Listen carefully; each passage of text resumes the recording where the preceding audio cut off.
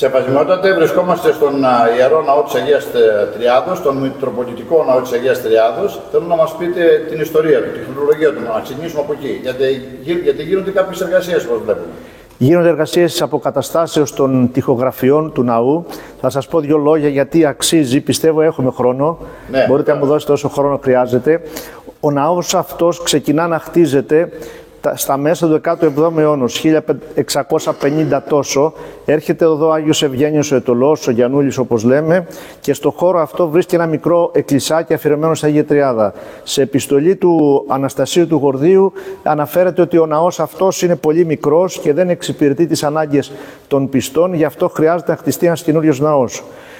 Ακολουθεί ένας μεγάλος αγώνας, έχουμε επιστολή ακόμα και σε κάποιον ηγεμόνα της Μολδαβίας, μέσω του οποίου ο Άγιος Ευγένιος ο Αιτωλός ζητάει βοήθεια οικονομική για τον ναό αυτό, καταφέρει να τον φέρει σε έναν μεγάλο σημείο αποπερατώσεως, όχι όμως ολοκληρωτικό, και αυτό γιατί μέσα στην τουρκοκρατία οι δυσκολίες που υπήρχαν ήταν πολλές.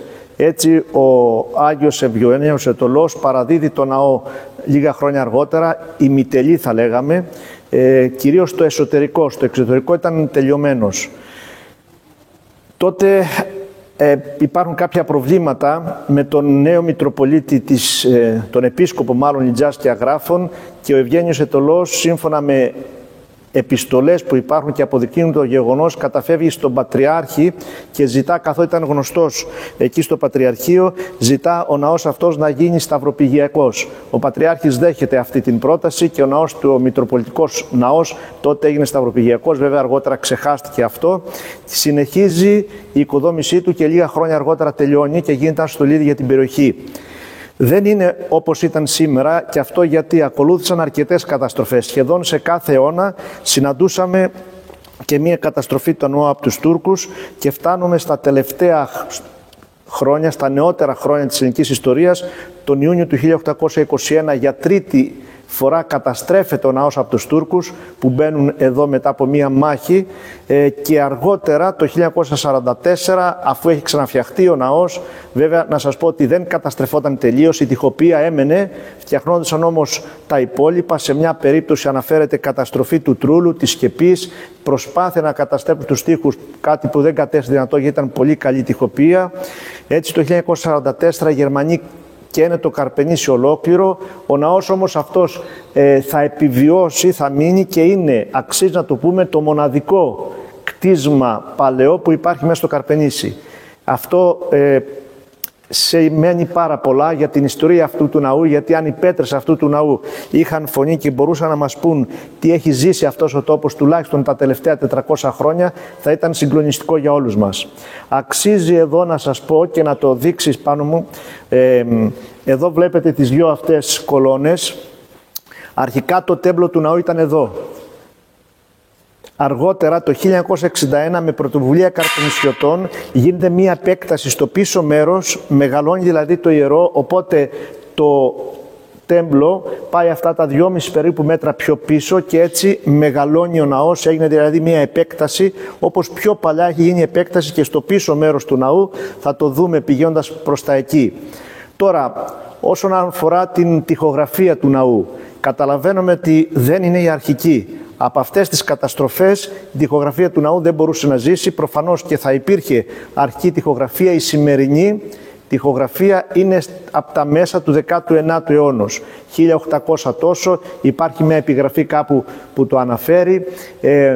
Δεν είναι σπουδαίας βυζαντινής τέχνης, δεν είναι καν βυζαντινή τοιχογραφία, είναι, θα προσέξετε, θα δείτε, είναι τοιχογραφία λαϊκής τέχνης, αξίζει όμως να προσέξουμε τα ωραία φυσικά χρώματα που έχει και αυτά απεκαταστάθησαν τώρα, αποκαλύφθηκαν μάλλον τώρα μετά από πρωτοβουλία της Περιφέρειας και χρηματοδότηση από το Υπουργείο Πολιτισμού, αποκαλύφθηκαν τώρα και όταν θα φύγει και η σκαλωσιά που βλέπετε τώρα μπροστά σας και τελειώνει σε λίγες μέρες, θα έχει απομακρυνθεί, θα φαίνεται το πάνω μέρος του ναού που έχει την παλαιά τοιχογραφία, θα φαίνεται με τα ωραία χρώματά του, με το πλούσιο εικονογραφικό του κύκλο, γιατί έχει πάρα πολλές παραστάσεις από τη ζωή του Χριστού μας, από τα μαρτύρια των Αγίων, εικόνες Αγίων, αγιογραφίες και εμπνέει, θα λέγαμε, τους πιστούς. Βέβαια, Να τονίσουμε τώρα και ένα άλλο πρόβλημα, το κάτω μέρος. Το κάτω μέρος τοιχογραφήθηκε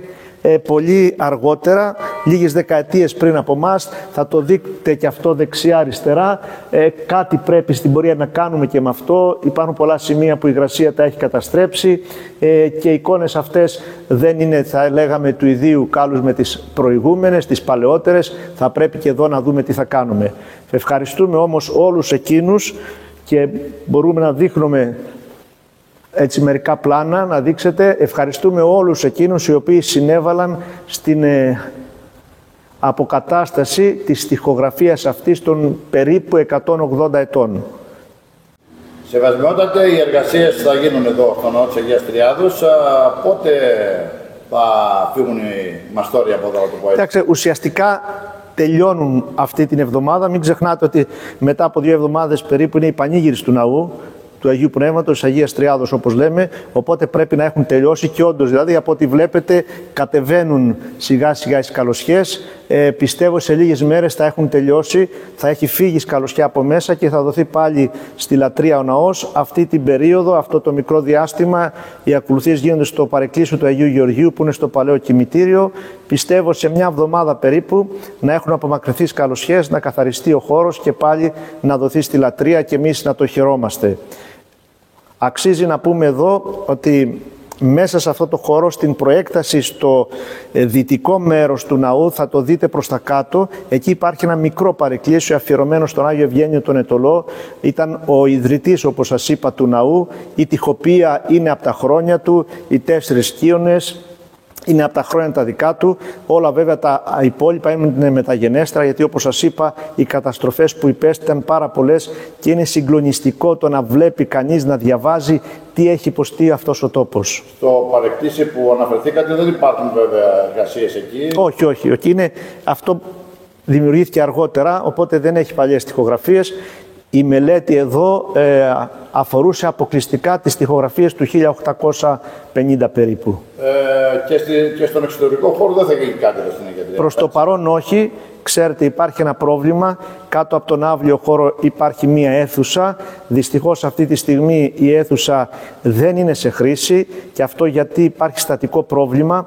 Πρέπει να δούμε τι θα κάνουμε με την οροφή του ναού, της αιθούσης, που συγχρόνως το σημείο αυτό είναι και το δάπεδο του αυλίου χώρου, εκεί που πατάμε. Πρέπει να δούμε και εκεί τι θα γίνει. Είναι ένα μεγάλο έργο, γιατί θα χρησιμοποιηθεί πάλι η αίθουσα από κάτω και βέβαια και εμείς με ασφάλεια θα μπορούμε να βρισκόμαστε στον εξωτερικό χώρο του ναού.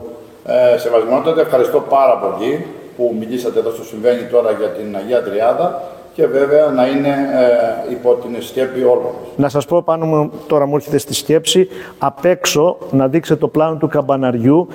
Μέχρι το 1961, για να καταλάβει ο κόσμος, το καμπαναριό, το ρολόι όπως θέλετε πες, ήταν εξωτερικό. Με την επέκταση που έγινε, το καμπαναριό ενσωματώθηκε και σήμερα είναι τμήμα του ιερού το κάτω μέρος του καμπαναριού και πάνω βέβαια είναι οι καμπάνες. Φαίνεται άλλωστε από παλιές φωτογραφίες εδώ στο Καρβέλι. Φαίνεται. Σεβασμιότατε, ευχαριστώ πάρα πολύ. Να είστε καλά όλοι. Ευχόμαστε η χάρη του Αγίου Πνεύματος να μας φωτίζει όλους, να μας καθοδηγεί και η ενότητα, να το πω έτσι, των 3 προσώπων της Αγίας Τριάδος να είναι κάτι που θα χαρακτηρίζει τη ζωή μας, γιατί το βλέπουμε, το ζούμε. Σήμερα ισχύει το διέρη και βασίλευε. Έχουμε ανάγκη από αυτή την απόλυτη ενότητα μεταξύ μας. Να είστε όλοι καλά. Ο Θεός να είναι μαζί σας.